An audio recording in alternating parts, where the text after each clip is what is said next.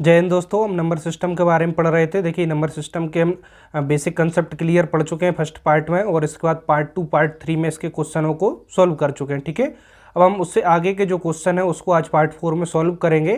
ठीक है, आज मैं इस वीडियो में आपको कई सारे क्वेश्चनों को सॉल्व कराऊंगा, इसलिए वीडियो को ध्यान से पूरा जरूर देखिएगा। और जितने भी प्रश्न आपको सॉल्व कराने वाला हूँ काफ़ी मोस्ट इंपॉर्टेंट क्वेश्चन है और सारे परीक्षा में पूछे गए प्रश्न है। ठीक है, तो चलिए हम स्टार्ट करते हैं। यदि आपको ने वीडियो को लाइक शेयर नहीं करा, जल्दी से वीडियो को लाइक शेयर करके चैनल को सब्सक्राइब कर लीजिए। देखिए, यहाँ पर क्वेश्चन है आपके सामने, ब्रैकेट में 225 की घात 0.2 गुणा 225 की घात 0.3 बटे 225 की घात है 0.8 गुणा 225 की घात है 0.2। इसको हमें सॉल्व करना है और इसका मान निकालना है। तो मैं यहाँ पर दिख रहा है, देखिए अंदर सभी जगह एक जैसी संख्या है 225। हमने पढ़ा है देखिए कि जब आधार समान हो तो गुणा में घातें क्या हो जाती हैं, जुड़ जाती हैं। पहले हम ऊपर ऊपर का सॉल्व कर लेते हैं। आधार 225 है, गुणा कर रहे हैं तो घातें जुड़ जाएंगी। देखिए घातें जुड़ जाएंगी। अभी मैं आपको स्टेप लिख के बता देता हूँ, आगे से हम फिर डायरेक्ट करेंगे। ठीक है, ऊपर का कर लिया। अब नीचे भी देखिए आधार एक जैसा है दोनों जगह, तो नीचे भी घातें क्या हो जाएंगी, जुड़ जाएंगी। नीचे भी गुणा हो रहा है। ठीक है, इतना समझ में आ गया होगा। ठीक है, अब देखिए यहाँ पे कितना आएगा 0.5, 225 की घात कितना हो जाएगा, ऊपर हो जाएगा 0.5 और नीचे कितना होगा देखिए 0.8 0.2 जोड़ेंगे। मैं इसको साइड में भी जोड़ के बता देता हूँ आपको। 10 असलाई 1 तो कितना आएगा 1.0, यानी कि पूरा 1 आ गया। तो 225 की घात कितनी हो जाएगी 1। 1 को हम लिखें अथवा ना लिखें बात वो ये, 1 हम यहाँ पे लिख दिया। अब इसे सॉल्व करना है। अब देखिए इसमें देखें, इसको ऊपर पहुंचाएं। ठीक है, इसको ऊपर पहुंचा दीजिए। देखिए भाग लग रहा है ना। अब आप गुणा तो कर चुके हैं, अब आधार एक जैसे है और घात ऊपर है 0.5 और नीचे है 1। अब इस संख्या को हम ऊपर पहुंचाते हैं, कितना आएगा 225, ऊपर घात 0.5 तो है ही और इसकी 1 है तो ऊपर जाके क्या हो जाएगी, माइनस हो जाएगी। बात समझ आई। भाग में घातें क्या हो जाती हैं, घट जाती हैं। हम बेसिक में मैं आपको बता चुका हूँ, बिल्कुल एकदम जीरो लेवल से जो बेसिक मैथ्स की वीडियो बनाई है वो आप ज़रूर देख लेना। और हम जो भी मैथ्स पढ़ रहे हैं इन सभी की प्लेलिस्ट की लिंक नीचे डिस्क्रिप्शन में है, वहाँ से आप ज़रूर देखना। ठीक है, भाग में घातें घट जाती हैं और गुणा में जुड़ जाती हैं। तो भाग में यहाँ पर क्या हो गई, घट गई, ऊपर 0.5 और नीचे 1 है तो कितना आएगा देखिए 0.1, यानी 0.0 आगे भी लगा लें कोई फ़र्क नहीं पड़ेगा। तो यानी कि 1 से 0.5 को माइनस करिए। ठीक है, 10 से 5 जाएंगे 5 और यहाँ पे 1 ले ही चुके, यानी कि कितना बचेगा, आधा और बचेगा। तो देखिए बड़ी संख्या से छोटी माइनस होती है और चिन्ह किसका आता है, बड़ी संख्या का। तो कितना आया यहाँ पर घटाने पर, देखिए इसको 0.5 को घटाए इससे तो 0.5 आया, लेकिन बड़ी संख्या माइनस की तो माइनस का आएगा। अब इसको घात को हमें प्लस में बनाना है, तो घात में प्लस को बनाने के लिए 225 को नीचे ले जाना पड़ेगा। ठीक है, कितना हो जाएगा 0.5 प्लस का बन गया। अब यहाँ पे देखिए इस पॉइंट को हटाए, नीचे कितना आएगा, इतना आ जाएगा 10। 5 से काटें, 5 के बाद 5 दूनी 10। अब यहाँ पे एक बात देखिए, 225 की घात यहाँ पर आ गई 1/2।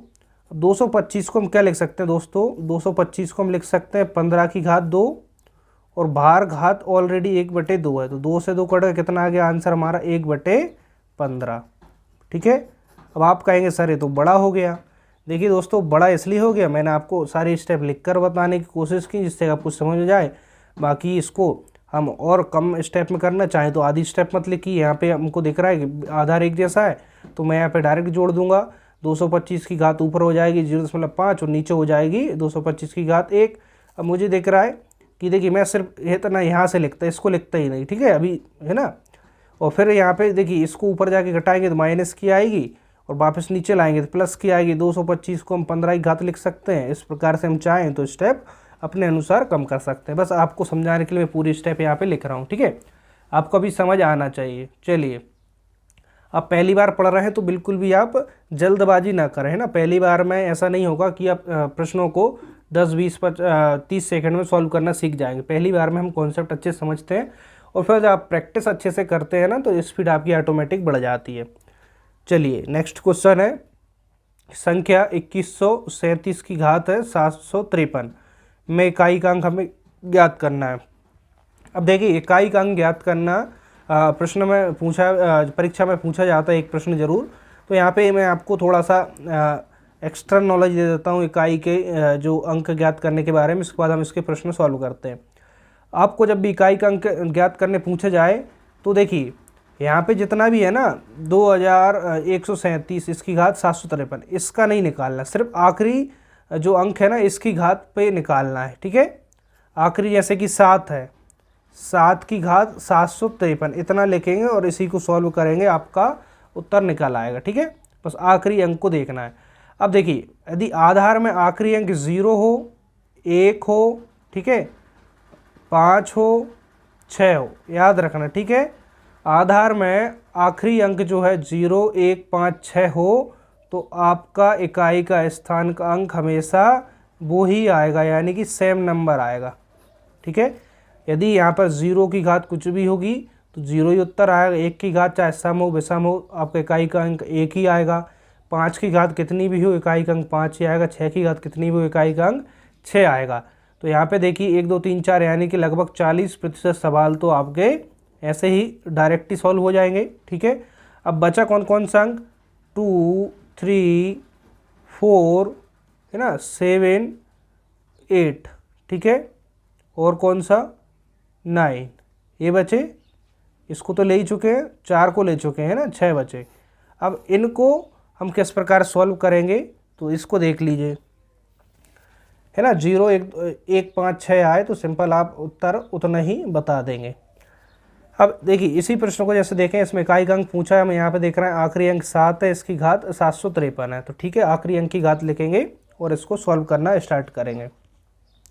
इससे पहले एक चीज़ और ध्यान रखना है, 7 की घात 753 है तो हमेशा पहले एक घात कम करना है। 753 से एक कम करें कितना आएगा, 752।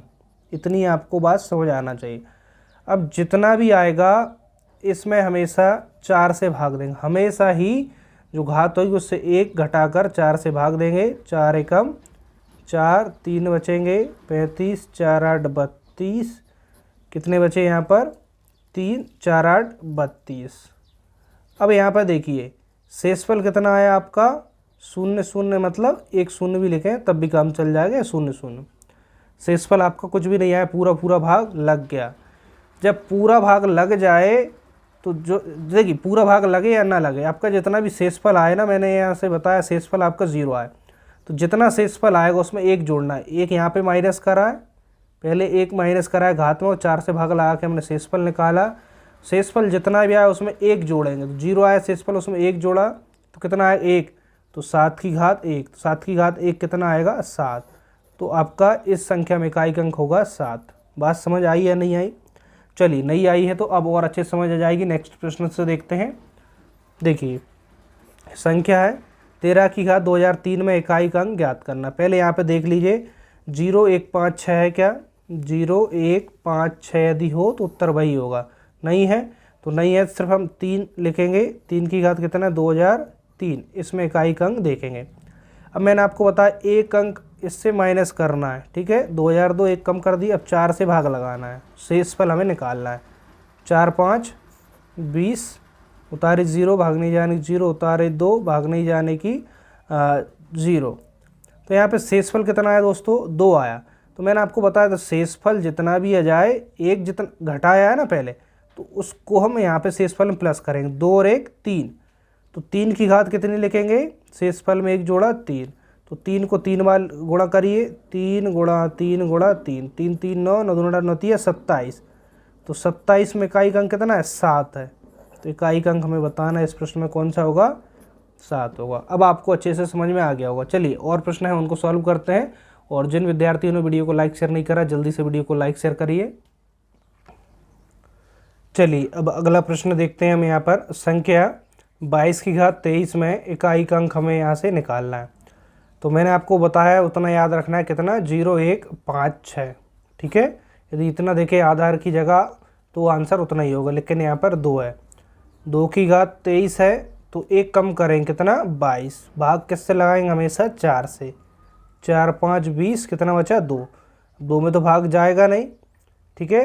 अब 2 में भाग नहीं जा रहा तो यहाँ पे शेषफल कितना आ गया आपका 2 आ गया। जितना भी शेषफल आएगा उसमें हमेशा 1 जोड़ेंगे, तो कितना आ गया 2 और 1 3। तो 2 की घात अब कितना कर देंगे आप, 2 की घात 3, तो 2 को लिखिए 3 बार, ठीक है। 2 को कितनी बार लिखना है? 3 बार लिखना है, ठीक है। 2 को 3 बार, 2 दूनी 4 और 4 दूनी 8, तो इकाई अंक आपका कितना हो जाएगा? 8 हो जाएगा। बात समझ में आई? बस इस प्रकार से हमें सॉल्व करना है, ठीक है। देखिए आपको सिर्फ जो घात है ना, इससे एक कम कर, घात 23 है तो 23 से एक कम करा, 22 बचा। 22 में हमने इस 4 से भाग लगा, 4 5 20, 2 शेष बचे। जितना भी शेष आएगा आपको पहले एक माइनस कराना, उस एक को प्लस कर देना है। 2 और 1 3, तो जो आपका यहाँ पे आखिरी डिजिट है ना, आखिरी अंक, उसकी घात 3 लिखकर उसको उतनी बार गुणा कर ले तो इकाई अंक निकल आएगा। अब आपको इकाई अंक इस तरीके के प्रश्न में तो निकालना आ गया होगा। चलिए एक प्रश्न और देखते हैं। यहाँ पे सिंगल डिजिट का देखिए, 7 की घात 105 में इकाई अंक ज्ञात करना है। अब यहाँ पे देखिए 7 की घात एक ही अंक है, कोई बात नहीं, ठीक है। इसमें हम क्या करेंगे? एक अंक माइनस कर देंगे, ठीक है। अब 104 में किससे भाग लगाएंगे? 4 से। 4 दूनी 8, 2 बचे 24, 4 5 20, 4 6 24। शेषफल कुछ नहीं हुआ, यानी कि शून्य बचा, शेषफल शून्य। तो शेषफल में हमेशा 1 जोड़ेंगे, तो यानी कि आप 7 की घात कितना लिखेंगे? 0 और 1 1, तो 7 की घात 1 यानी कितना आएगा आपका आंसर? 1, इकाई अंक 7 होगा, ठीक है। बी उत्तर हो गया। अब चलिए दूसरे तरीके के प्रश्न यदि आ जाएँ इकाई अंक ज्ञात करने, तो कैसे निकालेंगे? जैसे कि इसमें देखिए 584 गुणा 328 गुणा 547 गुणा 613 में इकाई अंक हमें निकालना है। तो इस तरीके की संख्याओं में आप संख्या का संख्या मल्टीप्लाई नहीं करेंगे, सिर्फ आखिरी अंक का आप मल्टीप्लाई करेंगे। 4 गुणा 8 गुणा 7 गुणा 3, ठीक है। इनका आप गुणा कर लेंगे। अब देखिए इनका भी गुणा आप 2 तरीके से कर सकते हैं, या तो इन पूरे का मल्टीप्लाई कर ले, 7 21 21 का 8 में, फिर 4 में, एक तरीका वो है। दूसरा आधा आधा भी कर ली, 4 8 है 32, 7 3 21। तो आपको पता है आखिरी अंक का करेंगे 2 गुणा 1, कितना आएगा? 2 एकम 2। तो आपका उत्तर आखिरी इकाई अंक कितना होगा? 2 होगा। इस तरीके से भी कर सकते हैं, या फिर आप ऐसे करते देखिए 4 8 32 और 7 21, इसका गुणा भी कर लीजिए, बात वही है। 2 एकम 2 3, 2 से करेंगे 2 दूनी 4, 2 3 6, 2 7 6 इतना आता। लेकिन आपको बताना आखिरी अंक है, तो आखिरी अंक देखिए 2 आएगा। बात समझ में आ गई? तो इकाई अंक इस तरीके से हम निकाल सकते हैं। चलिए आगे हम और प्रश्न हैं उनके लिए देखते हैं।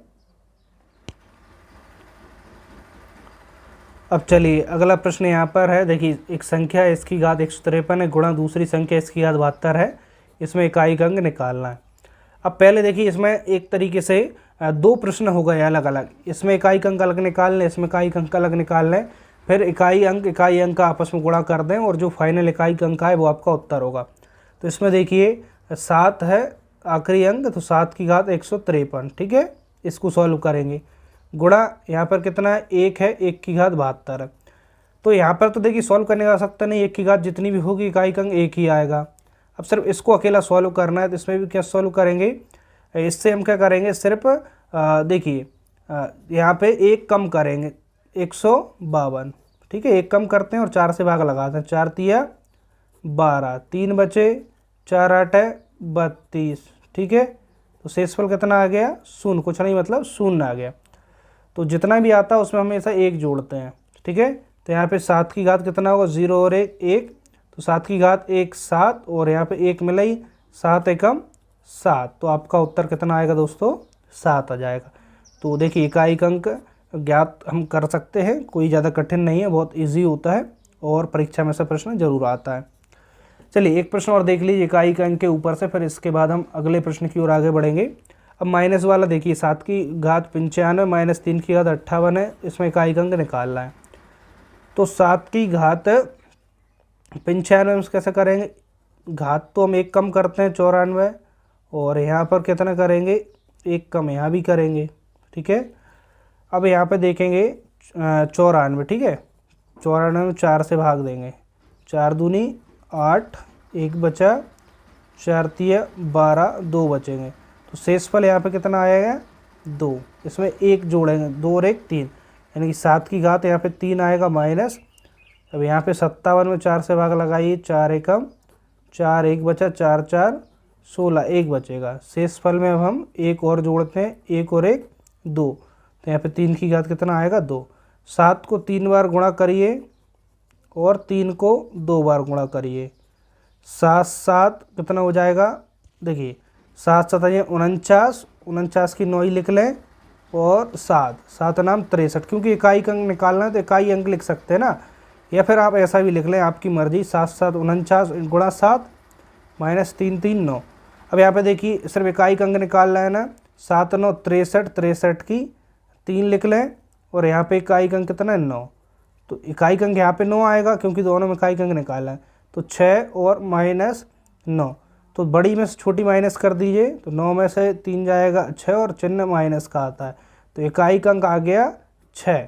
ठीक है, यदि -6 होता तो -6 लगाते, लेकिन 6 है तो हम 6 को लगा देंगे। समझ में आ गया ना, 2 प्रश्न अपने आप में बन जाते हैं। इसको इकाई अंक निकाल लें, यहाँ पे इकाई अंक निकाल लें, फिर दोनों को अंतर कर दें तो आपका आंसर निकल आएगा। चलिए अब हम अगले जो प्रश्न है उसकी तरफ बढ़ते हैं। देखिएगा, एक संख्या है, इसमें 7 के स्थानीय और जाति मान में अंतर क्या होगा, इसको बताना है। अब देखिए, जितने भी प्रश्न हम प्रैक्टिस कर रहे हैं दोस्तों, इन सभी की आपको प्रैक्टिस करना चाहिए। विदाउट प्रैक्टिस ये आपसे नहीं बनेंगे। ठीक है, मैं आपको कॉन्सेप्ट क्लियर कर रहा हूँ और आप सिस्टमेटिक वे में क्लास लेंगे तो आपको एक एक प्रश्न बहुत आसानी से समझ आएगा। आप पार्ट 1 से स्टार्ट करें, पार्ट 2 पार्ट 3, और हम कोशिश करते हैं कि 5-6 पार्ट में हमारा एक चैप्टर कंप्लीट हो जाए सिस्टमेटिक। और स्टार्टिंग के पार्ट में आपको चैप्टर वाइज जो थ्योरेटिकल जो कॉन्सेप्ट हैं वो सारे समझाने की कोशिश करता हूँ चैप्टर के, और फिर इसके बाद हमें जो प्रश्न है उनसे प्रैक्टिस करना होगी। जितने ज़्यादा हम नंबर ऑफ क्वेश्चन प्रैक्टिस करेंगे उतनी परीक्षा में हमें हेल्प मिलेगी। बिल्कुल एज इट इज़ परीक्षा में प्रश्न आते हैं, बस संख्याएँ चेंज हो जाती हैं। इसमें 7 के स्थानीय और जाति मान में अंतर। 7 कहाँ पे, यहाँ पे है, तो 7 का स्थानीय मान निकालेंगे, 7 लिखेंगे। इसके पीछे कितने अंक हैं, 1 2 3, तो जितने अंक हैं उतनी 0 लगा देंगे। हो गया 7 का स्थानीय मान, इतना हो गया एक प्रश्न। जाति मान, तो 7 का जाति मान, जिसका जाति मान पूछे वो संख्या ही होगी। 7 का जाति मान 7 होगा। इन दोनों का अंतर पूछा है तो माइनस कर दीजिए, घटाएंगे।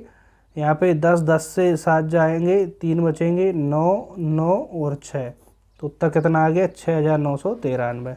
सी वाला यहाँ पे राइट आंसर होगा। कोई दिक्कत नहीं है। तो चलिए हम अगले प्रश्न की ओर आगे बढ़ते हैं। अब चलिए नेक्स्ट सवाल देखते हैं हम। सबसे छोटी अभाज्य संख्या कौन सी है।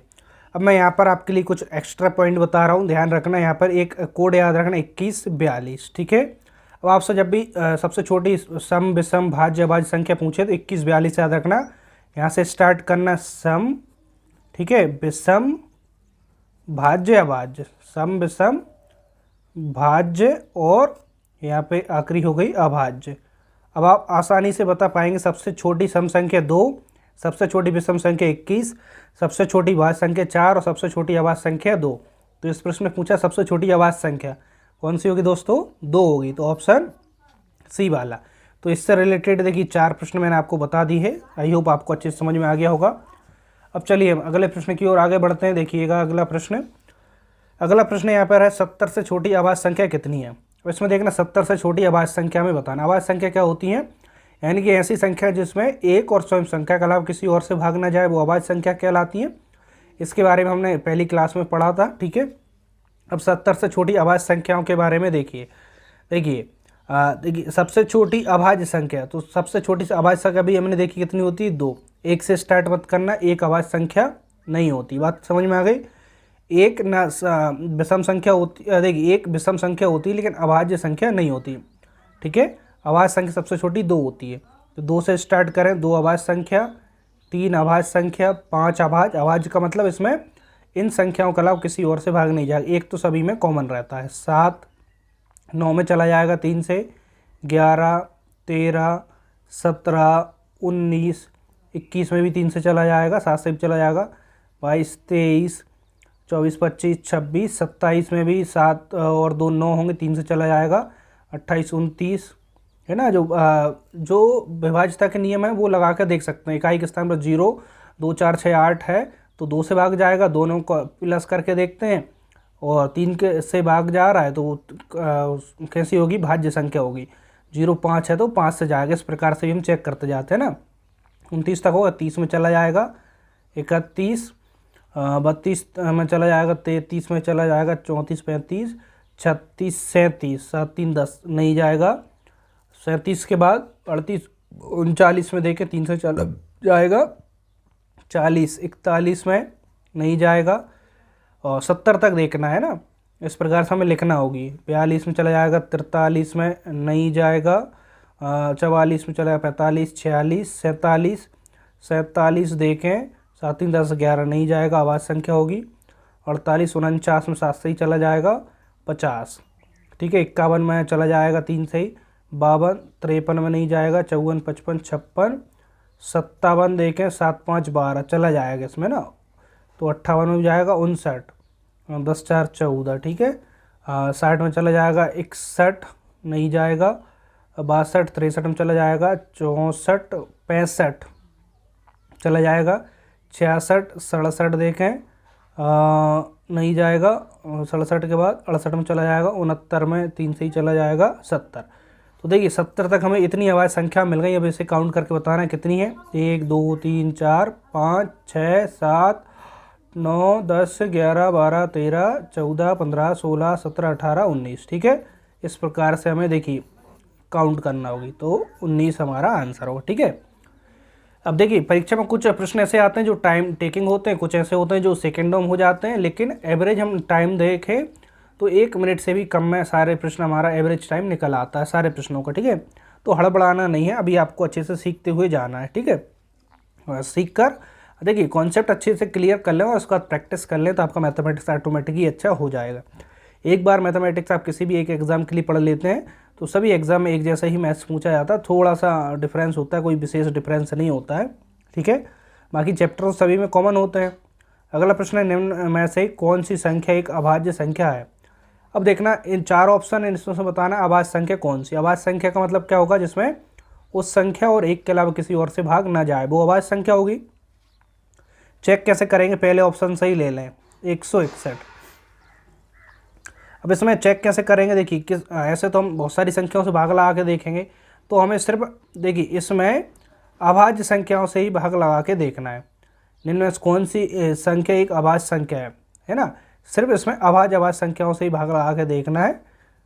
और देखिए यदि इकाई के स्थान पर 0 2 4 6 दिख जाए विभाज्यता के नियम के हिसाब से, तो भी आप डायरेक्ट बता सकते हैं। तो इसमें देखिए 0 2 4 6 8 नहीं दिख रहा, 2 से नहीं जाएगा। प्लस करें तो 7 और 1 8 3 से भी नहीं जाएगा, 0 5 नहीं 5 से नहीं जाएगा, इस प्रकार से ना। तो सॉरी मैंने अभी एक चीज़ आपको गलत बोल दी शायद। देखिए हम यहाँ से हमें देखना होगी स्टार्टिंग से कहाँ तक की संख्याओं से इसमें भाग दे के देखना है ठीक है। तो थोड़ा सा समझना, अभी आपको ऑटोमेटिक क्लियर हो जाएगा। तो इसमें हम देखेंगे 161 के आसपास कोई संख्या देखें जो वर्ग होती है, इसके आसपास देखें 169 13 का वर्ग होती है ठीक है। 13 का वर्ग होती है ना, 13 का स्क्वायर कितना होगा 169, 1 से 20 तक स्क्वायर याद होना चाहिए। अब इससे छोटी संख्या यानी कि 12 ठीक है, यानी कि 1 से लेकर 12 तक की संख्याओं से हमें ठीक है 1 से 12 तक की संख्याओं से इसमें भाग दे के देखना है। यदि चला जाता है तो ये भाज्य होगी, नहीं जाता है तो अभाज्य होगी। इससे ज़्यादा की संख्याओं से इसमें भाग नहीं देना ठीक है। 12 तक में कैसे चेक करें, 1 से तो सभी में जाएगा, 1 छोड़ दें। 2 से लास्ट में देखिए 161 में कितना कोई सम संख्या नहीं है तो 2 से भी नहीं जाएगा। 3 से जाने के लिए योग 3 का गुणनफल होना चाहिए, तो कितना है 7 8 नहीं है।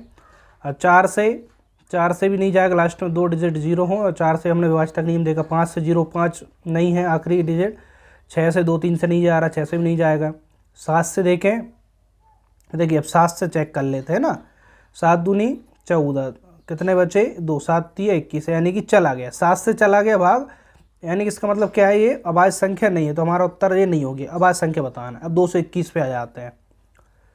221 किसके लगभग हैं, 225। 225 कितना 15 का स्क्वायर होता है ना, 15 15 225। तो यहाँ पे 15 से जो छोटी संख्या है उनसे 221 में भाग दे के देखना है ठीक है। 221 में 2 से तो जाएगा नहीं, 3 से जाएगा क्या, 3 2 5 नहीं जाएगा। इसके बाद 4 से देखें तो 2 डिजिट नहीं जाएगा। 5 से देखें 0 5 नहीं है। 6 से नहीं जाएगा। 7 से देखें 7 21, 1 बचेगा, 7 से भी नहीं जा रहा। 7 के बाद किससे देखेंगे हम, 13 से देखेंगे ठीक है। कैसे ही भाग लाग देख सकते हैं। 13 एकम 13, कितने बचे यहाँ पे 9 1, तो 13 दूनी 26, 13 तीन 40, 13 4 52, 13 5 65, 13 6 78, 13 7 91। देखिए चला गया इसमें, है ना। तो 13 से 2 से 21 कैंसिल हो गया, यानी कि ये भी कैसी है, भाज्य संख्या है ना। अब हमें 373 पे आना है। 373 किसके लगभग है, हम देखते हैं कि 400 के लगभग है। 400 किसका स्क्वायर होता है 20, यानी कि 20 से छोटी संख्याओं से इसमें भाग दे के देखना है, ठीक है, 373 में।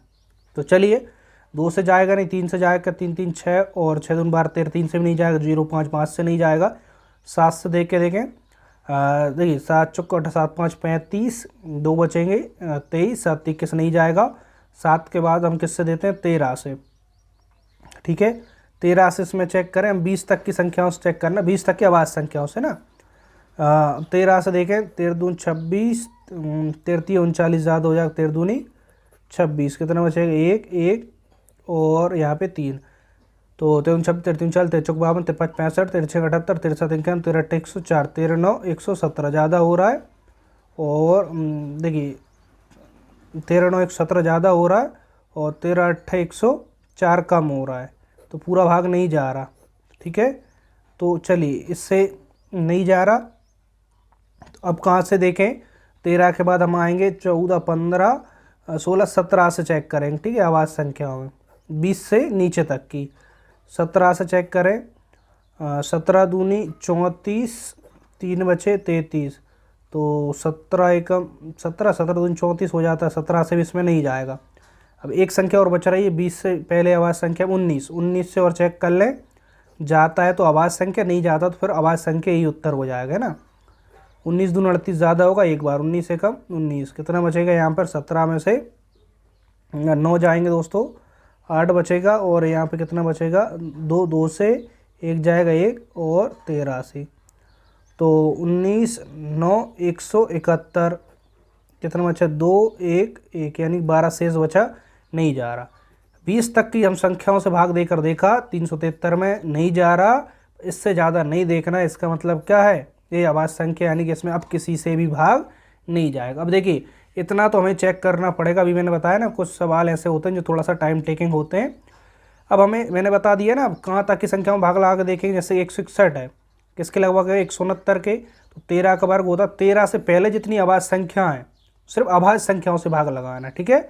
221 किसके लगभग है 225, तो यानी 15 का स्क्वायर होता है 225, 225 यानी 15 से पहले जितनी आवाज़ संख्या सिर्फ उनसे भाग लगा के देखना है।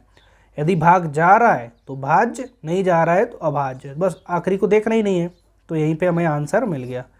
समझ में आ गया। चलिए अब हम आगे बढ़ते हैं। चलिए नेक्स्ट प्रश्न देखते हैं। भाग की एक क्रिया में भागफल है 403 और भाजक है 100 और शेषफल है 58, तो हमें भाज्य निकालना है। तो देखिए इस प्रश्न को कैसे सॉल्व करेंगे, तो यहाँ पे मैं आपको थोड़ा सा साइड में समझाता हूँ। देखिए इस प्रकार से हम भाग देते हैं, तो यहाँ पर जो जिसमें भाग देते हैं उसे कहते हैं हम भाज्य, ठीक है, और जिससे भाग लगाया जाता है उसे कहते हैं भाजक, और जो आंसर मिलता है यहाँ पर उसे हम कहते हैं भागफल, और जो लास्ट में शेष बचता है उसे कहते हैं शेषफल, ठीक है। इसके बारे में जानकारी हो गई।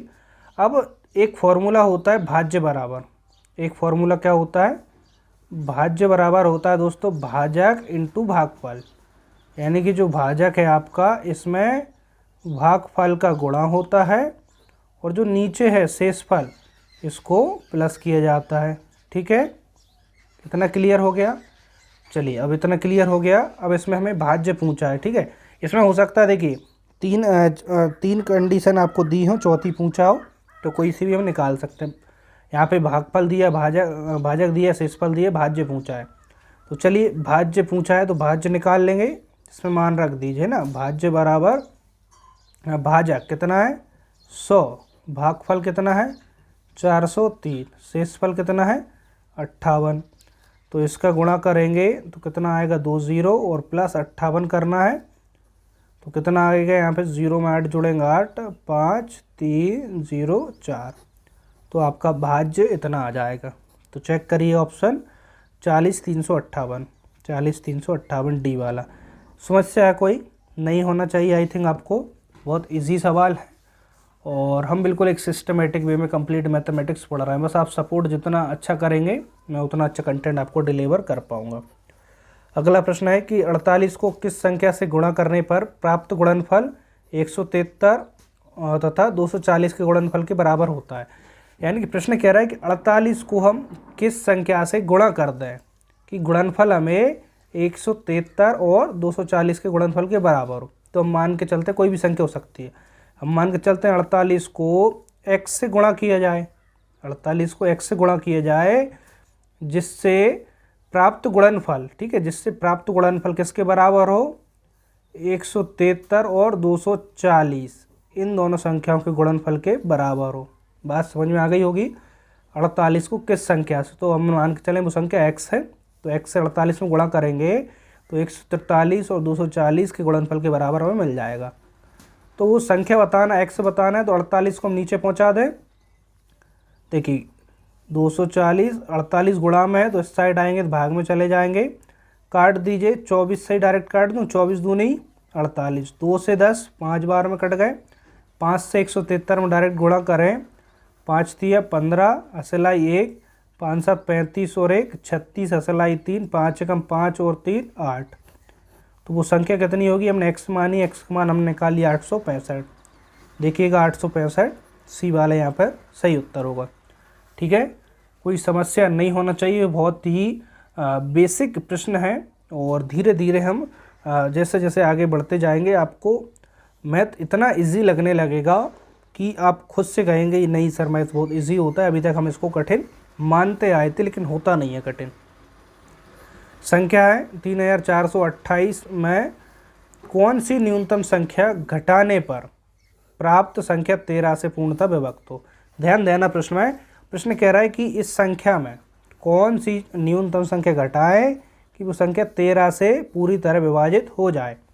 तो 13 से विभाजित हो जाए तो 13 ही से पहले भाग लगा दें इसमें, तो 13 दूनी 26, 13 39 ज़्यादा हो जाता, 14 से 6 जाएंगे कितना आएगा, 14 से 6 माइनस करिए कितना 8, ठीक है, उतारे 2, तो 13 दूनी 26, 13 40, 13 चौक 52, 13 5 65, 13 6 78, 13 7 91 ज़्यादा हो जाएगा, 13 6 78, कितना बचेगा यहाँ पे 4, उतारा 48, तो 13 दूनी 26, 13 39, 13 चौक 52 ज़्यादा हो, 13 39, कितना बचा 18 में से 9 जाएंगे 9, यानी कि 9। शेषफल कितना आया 9।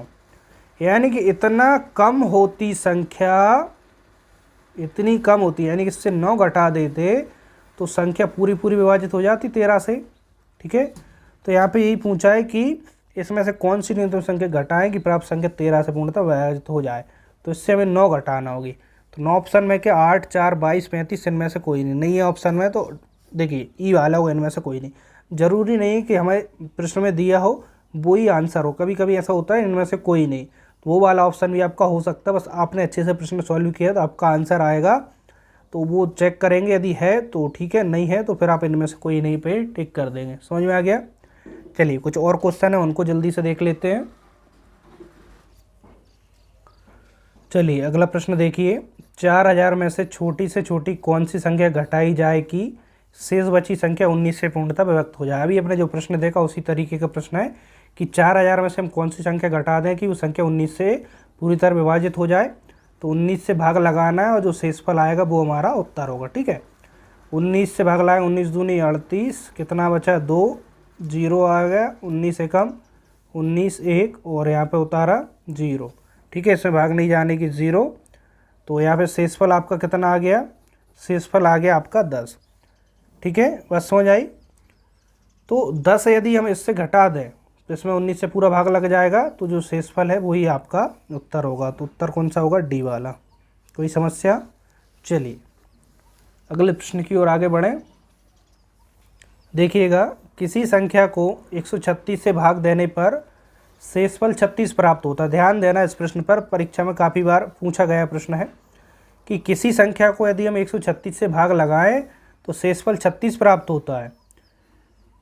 उसी संख्या को यदि 17 से भाग दें तो शेषफल क्या होगा। इसका पैटर्न समझ लेना, फिर मैं अभी ट्रिक बताता हूँ इसकी, बहुत जल्दी आंसर आएगा। कोई संख्या उसमें 136 से भाग लगा रहे हैं, शेषफल 36 आ रहा है। यदि वही संख्या में 17 से भाग लगाएं तो शेषफल क्या प्राप्त होगा। ठीक है, अब बात समझ में आ गई। यानी कोई संख्या होगी, पहले इसको ऐसा समझिए, कोई संख्या है x, इसको 136 से भाग लगा रहे हैं तो आपका जो शेषफल है वो कितना प्राप्त हो रहा है, 36।